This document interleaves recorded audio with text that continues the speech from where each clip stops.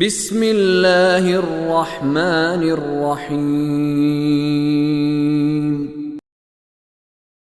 وَأَمَّا مَنْ أُوتِيَ كِتَابَهُ وَرَاءَ ظَهْرِهِ فَسَوْفَ يَدْعُو ثُبُورًا وَيَصْلَى سَعِيرًا إِنَّهُ كَانَ فِي أَهْلِهِ مَسْرُورًا إِنَّهُ ظَنَّ أَن لَّن يَحُورَ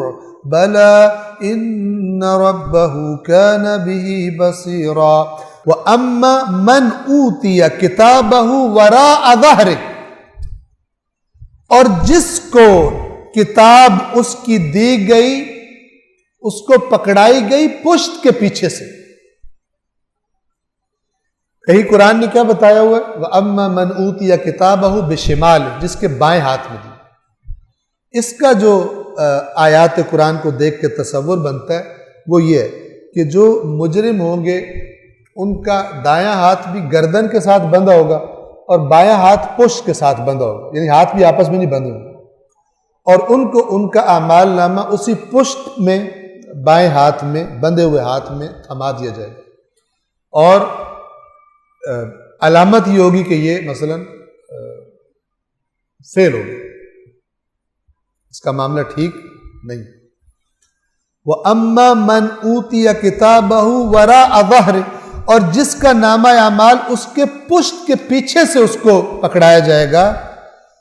فَسَوْفَ يَدْعُو ثُبُورًا۔ اب کمپیئر کریں دونوں تصویروں کو، وہ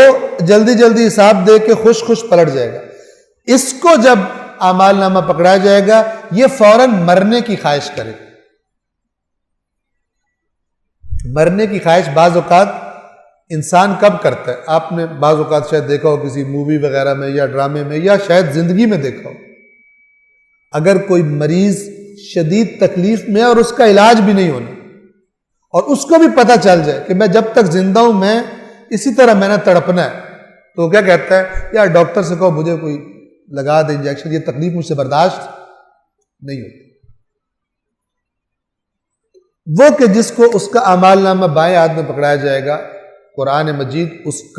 کے منہ سے جو جملہ نکلے گا اس کو بیان کرے، فَسَوْفَ يَدْعُو ثُبُورًا، وہ جلد موت کو پکارے گا، اسے موت کے علاوہ اور کوئی راستہ دکھائی نہیں دے گا جو اس کو بچا سکے۔ جنت میں تو وہ جا نہیں سکتا، لہذا کہے گا مجھے ادھر نہ بھیجو، مجھے مار دو، مجھے موت دے دو۔ اور قرآن نے ویسے ہی بیان فرمایا ہوا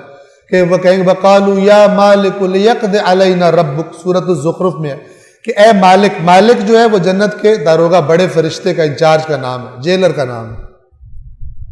جہنم نامی جیل کا جو جیلر ہے اس کا نام مالک ہے۔ کہیں گے یا مالک، اے مالک، لِيَقْضِ عَلَيْنَا رَبُّكَ، تیرا رب ہمیں مار دے، ہمیں موت دے دے، ہم سے برداشت نہیں ہوتی۔ قَالَ إِنَّكُمْ مَاكِثُونَ، تو مالک کہے گا تمہیں یہاں پہ رہنا ہے، مرو گے نہیں تم۔ پھر دلیل بتائے گا، جواب دے گا لَقَدْ جِئْنَاكُمْ بِالْحَقِّ، تمہیں یاد ہے کہ دنیا میں تمہارے پاس حق لے کر آئے تھے، وَلَكِنْ أَكْثَرَكُمْ لِلْحَقِّ كَارِهُونَ، تم میں سے اکثر کو حق تو اچھا ہی نہیں لگتا تھا، تمہیں مزہ ہی نہیں آتا تھا حق والی بات سننے کا اور کرنے کا، اب تمہیں یہاں پہ رہنا ہے، اب اللہ تمہیں موت نہیں دے گا۔ فَسَوْفَ يَدْعُو ثُبُورًا، تو وہ جلد بڑا فوری موت کو پکارے گا، وَيَصْلَى سَعِيرًا، اور اٹھا کے جہنم میں جلایا جائے گا، جلنے کے لیے پھینک دیا جائے گا، یعنی موت کی درخواست ایکسیپٹ نہیں ہوگی، اس کو جہنم میں یصلا اور جلایا جائے گا سعیرا، سعیر بھڑکی ہوئی آگ، سورہ تکویر میں آپ کو یاد ہوگا وَإِذَا الْجَحِيمُ سُعِّرَتْ، سُعِّرَتْ جب جہنم کو اور بھڑکا دیا جائے گا، یہاں پہ وہی سعیر یعنی بھڑکی ہوئی آگ میں اس کو جلایا جائے گا۔ إِنَّهُ كَانَ فِي أَهْلِهِ مَسْرُورًا، یہ اپنے اہل و عیال میں اپنے دوستوں میں بڑا خوش رہا کرتا تھا،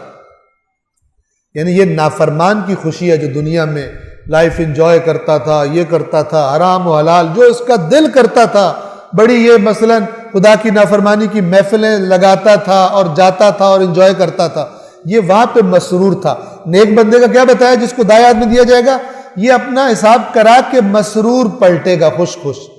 کہ اب تو اس کے بعد لا خوف علیہم ولا هم یحزنون والا مرحلہ، نہ کوئی خوف ہے نہ کوئی غم ہے۔ اس کا کہہ رہے اس نے دنیا یوں گزاری، انہو کانا یہ تھا، فی اہلہ مسرورا اپنے گھر والوں میں، خاندان والوں میں، اپنے دوستوں میں یہ بڑا خوش رہا کرتا تھا، لیکن اس کا پرابلم کیا تھا؟ انہو ظن بے شک اس کا گمان یہ تھا، ان لن یحور کہ یہ کبھی بھی اللہ کی بارگاہ میں لوٹے گا نہیں، دوبارہ نہیں آنا، جو ہے دنیا 4 دن کی زندگی ہے، موج کر لو، یہ ریہرسل نہیں ہے، موج کرو، یہ نہیں ہے کہ ریہرسل دوبارہ موقع ملے گا، اس جملے کو استعمال کرتے ہیں، enjoy life it's not a rehearsal, ٹھیک ہے نا، یہ ریہرسل نہیں ہے، یہ لہذا جتنی موج کر سکتے ہو کر لو۔ ایک یہ تصور بھی ہے،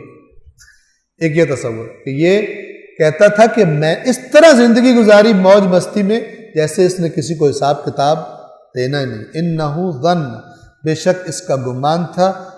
لن یعور یہ کبھی نہیں جائے گا اپنے رب کی بارگاہ میں، کبھی نہیں پلٹے گا،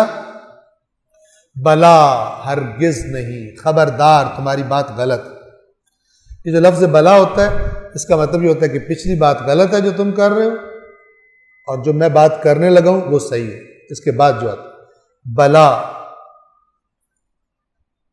ان ربہ کان بہ بصیرا بے شک اس کا رب یقیناً اس کو اچھی طرح دیکھ رہا تھا، جو بھی کام یہ کر رہا تھا اس کا رب اس پر بصیر تھا۔ صدق اللہ العلی العظیم۔